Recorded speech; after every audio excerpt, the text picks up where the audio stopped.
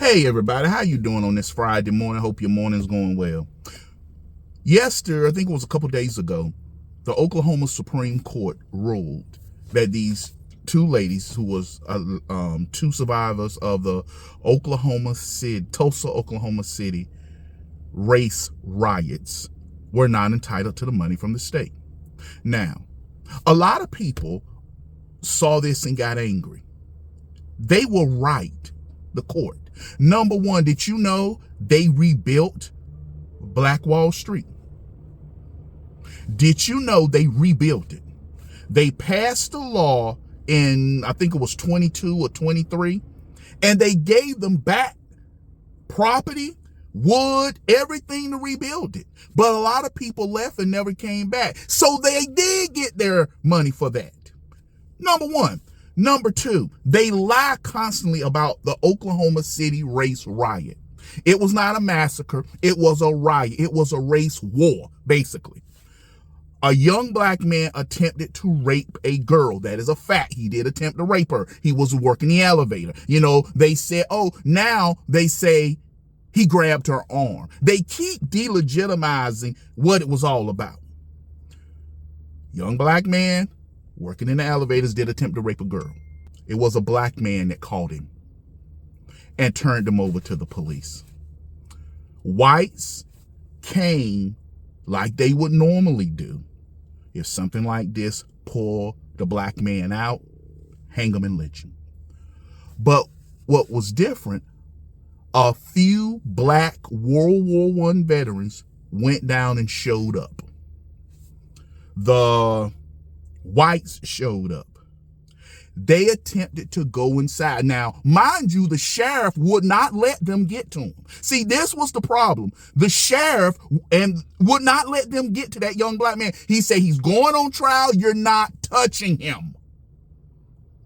But he didn't have enough firepower to back him. So the black men showed up. You know, Joy Reid, how you put us black men down. But yeah, black men showed up 1921 to protect that young black man. Of course, they were World War I, a few World War I veterans, and the rest of them, they encouraged everybody to come down.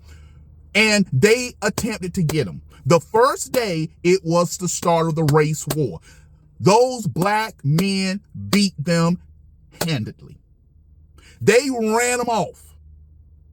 I think it was like 7, 8 white men died and not even a black person was injured. Well, they got white World War I veterans. And the white World War I veterans showed up with more superior firepower, and the race war turned to the white side, and the whites won it hands down after that. There were a man who was cropping dust. He was a crop duster. He took his plane, and somebody else was with him, and they made Molotov cocktails and dropped them. It was not the U.S. Air Force dropping bombs on black cities. No, this was a race war between civilians, and this man had a crop duster, which was an airplane, which he saw in World War I turned the tide, and they turned the tide in this race war and push the blacks back in their side and start attacking inside their side of the city in Tulsa. So this won't just black people, oh Lord, it was we're gonna do. They's gonna get us. No, it won't like that. Those black men stood their ground and they won the first day. They won the race war that first day. But whites said, okay, you got your veterans, we'll go get ours.